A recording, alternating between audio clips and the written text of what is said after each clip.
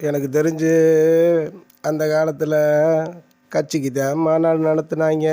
அப்புறம் நடிகர் சங்கம் தான் மாநாடு நடத்துனாங்க. இப்போ தலைகீழாக மாற்றி சாமிக்கே மாநாடு நடத்த ஆரம்பிச்சிட்டாங்க. அங்கே பழனியில் ஊருக்கே சோறு போட்டுக்கிருக்காங்கலாம். இதுக்கே சோறு போடுறதெல்லாம் சரி தான், இல்லைன்னு சொல்லலை.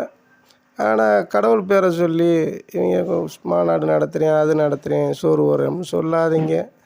உங்களுக்கு ஏழைகளுக்கு உதவி பண்ணணும்னு நினச்சா வீட்டுக்கே தேடி வந்து உதவி பண்ணுங்க. சோறு என்ன, நீங்கள் எது வேணாலும் கொடுத்துட்டு போகலாம்.